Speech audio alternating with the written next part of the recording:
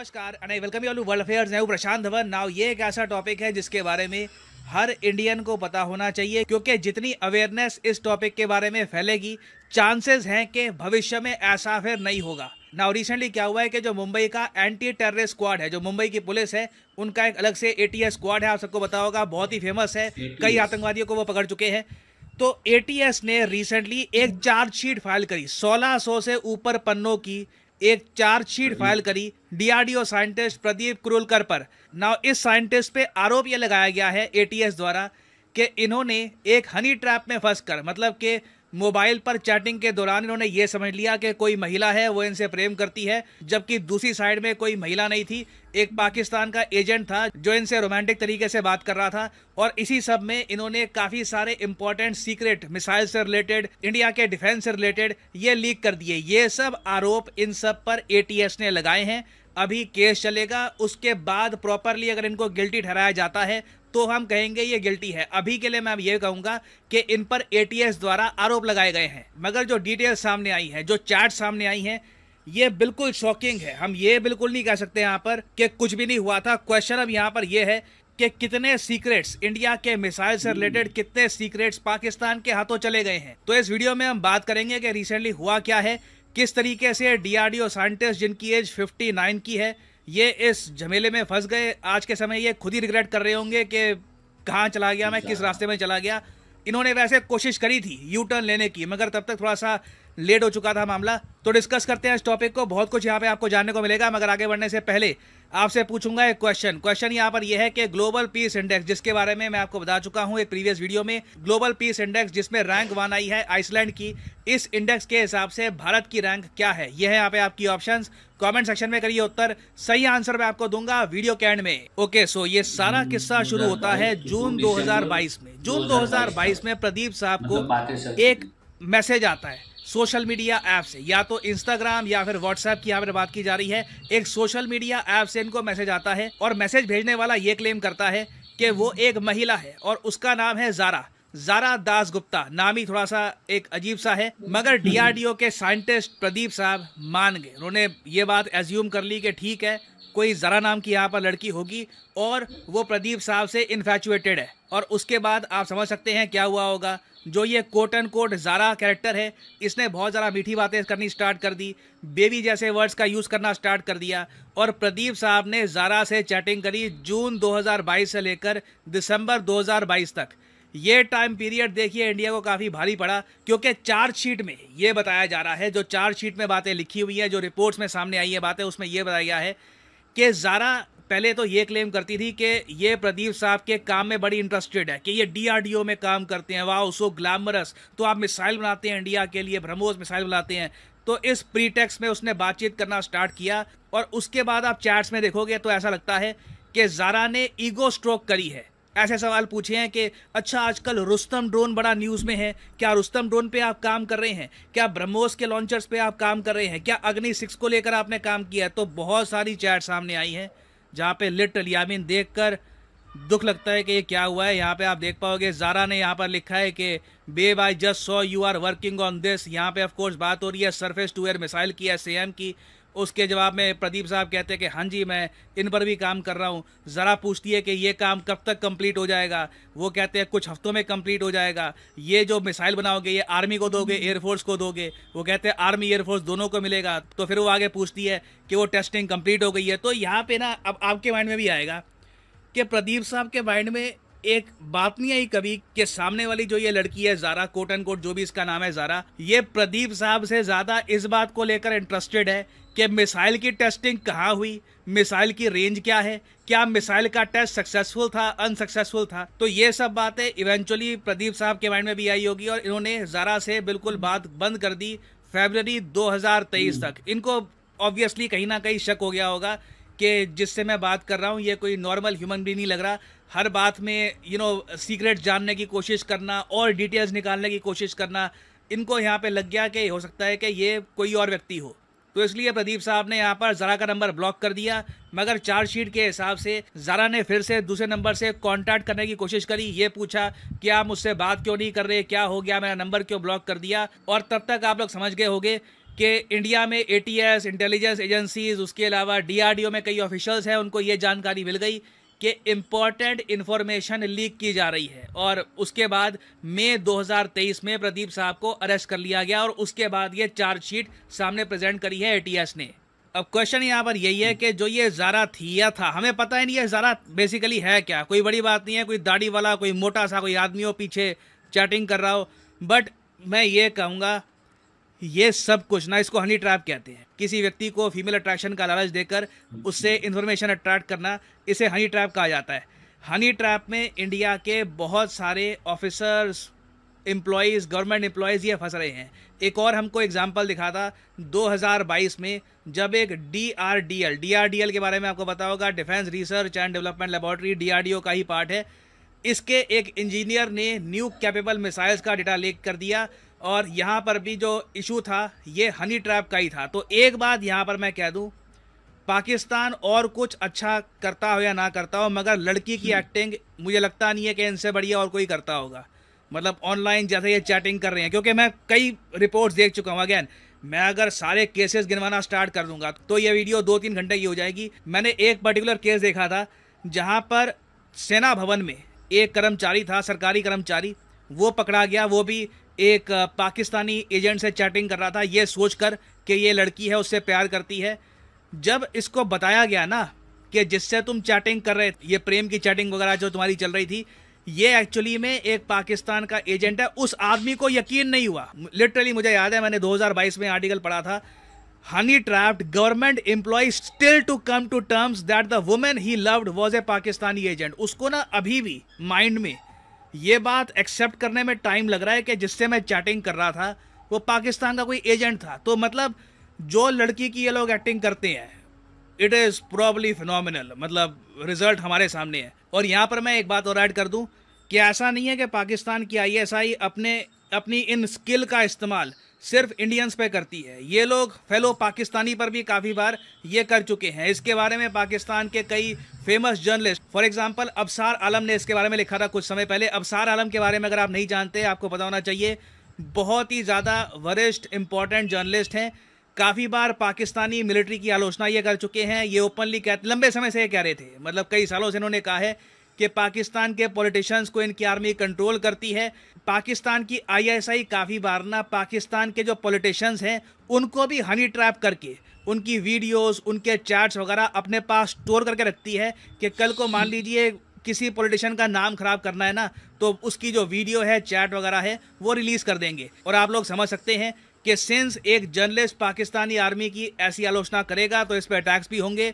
तो कई बार इन पर गोलियां चल चुकी है। बीच में 2022 में इनको एक गोली लगी हुई थी, बट थैंकफुली ही सर्वाइव्ड। तो इन्होंने अपने ब्लॉग्स में काफ़ी बार समझाया है कि किस तरीके से आईएसआई अपना जो हनी ट्रैप है इसके लिए एक पूरा विंग बना कर रखती है।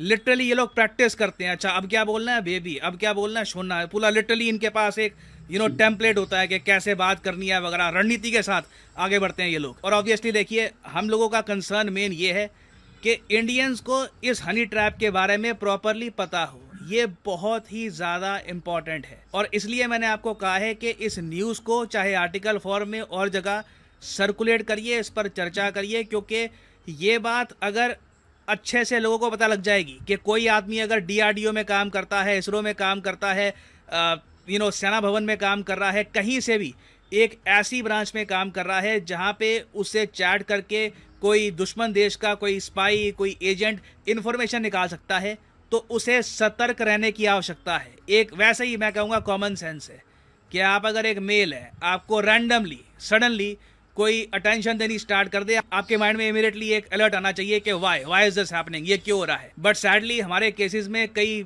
ये बहुत ही कैपेबल लोग हैं, इस हनी ट्रैप में ये लोग फंस गए। तो पहली बात तो देखिए, अवेयरनेस लाना इसके लिए काफ़ी इंपॉर्टेंट है ताकि वैसे ही लोगों को इसके बारे में पता हो।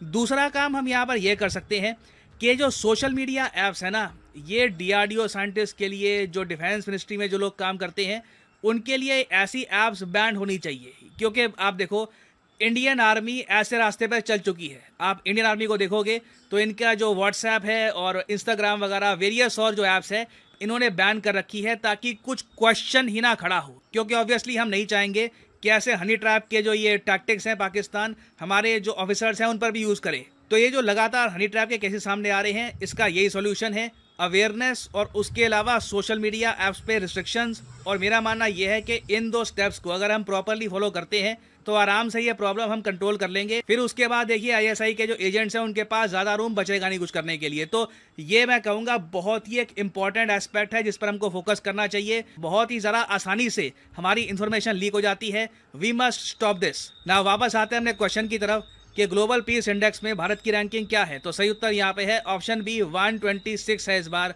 भारत की रैंकिंग आउट ऑफ 163 कंट्रीज। याद रखिएगा ये टॉपिक बहुत न्यूज़ में है, इससे रिलेटेड किसी भी एग्जाम में क्वेश्चन आ सकता है। और फाइनली यहाँ पर मैं ये भी तो थैंक यू दोस्तों वीडियो को यहाँ तक देखने के लिए।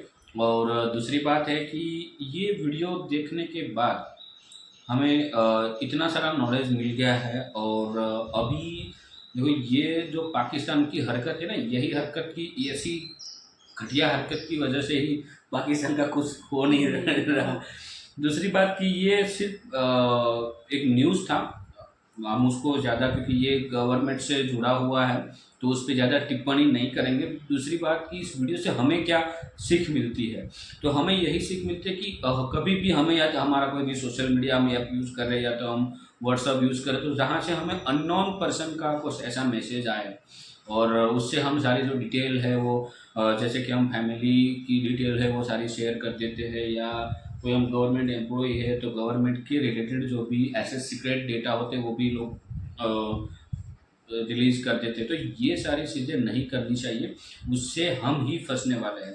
और जैसे कि ये अभी मैंने इस वीडियो को लाने का मकसद यही था क्योंकि मैंने कुछ दिनों पहले न्यूज़ में पढ़ा था और न्यूज़ पढ़ने के बाद मेरे को लगा कि ये वीडियो आपके साथ भी शेयर करना चाहिए।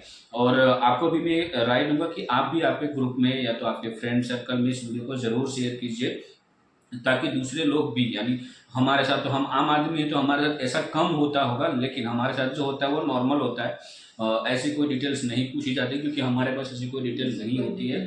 खास करके जो गवर्नमेंट एम्प्लॉय होते हैं जो उनमें भी खास जो डिफेंस में जुड़े हुए हैं, लाइक हमारी जो सिक्योरिटी फोर्स है उसमें जुड़े हुए हैं, पुलिस में जुड़े हुए हैं, या जो डीआरडीओ यानी कि हमारा जो साइंटिफिक लैब है, साइंटिस्ट है उस गवर्नमेंट के साथ जुड़े हुए, उन लोगों के साथ ये सब बहुत होता होगा। बट वो लोग हमारे से भी इंटेलिजेंट होते हैं, वो जवाब नहीं देते। जैसे कि दीपक सर ने है उसको समझ में आ गया कि ये एक क्वेश्चन जो है बार बार पूछे जा रहा है, लाइक मतलब मिसाल के ही बारे में, कब लॉन्च हो रहा है और कहाँ आपने लॉन्च किया, उसकी रेंज क्या है, तो उसको वहाँ पे ही समझ में आ गया यहाँ पे कुछ प्रॉब्लम है, तो उसने वहाँ से ही उसका नंबर जो है वो ब्लॉक कर दिया। आगे की जानकारी न्यूज़ में भी नहीं दी गई थी, इस वीडियो में भी हमें नहीं मिली है कि आगे क्या हुआ, क्योंकि ये गवर्नमेंट का मामला है तो उसमें ज़्यादा डिटेल्स में हमारे सामने नहीं आती है, जो नॉर्मल है वो आता है। लेकिन ये ध्यान रखना ज़रूरी है। और पाकिस्तानियों में आपको एक ही बात बोलूँगा, सुधर जाओ, सही में बोल रहा हूँ, सुधर जाओ। इंडिया आपसे बहुत ही आगे निकल चुका है, इन सारी चीज़ों में अब फंसने वाला है नहीं। आप आपके देश के बारे में सोचिए, हमारे बारे में सोचना बंद कर दीजिए, हम क्या कर रहे हैं, क्यों कर रहे हैं, उससे आपका कोई फायदा नहीं। हाँ, यदि हमारे में से कुछ अच्छी सीख लेना चाहते हो तो ज़रूर लीजिए, तो हमारे साइंटिस्ट ने क्या किया उसने तो आप क्यों नहीं कर पाए, तो आपको क्या करना चाहिए वो करने के लिए। तो वे जो है ना वो सही रखिए, गलत वे से ये सब कुछ मत कीजिए। इसके पहले भी पाकिस्तान ने ऐसा बहुत बार किया है, हमारे बहुत सारे जो डेटा है वो पाकिस्तान में चले गए हैं।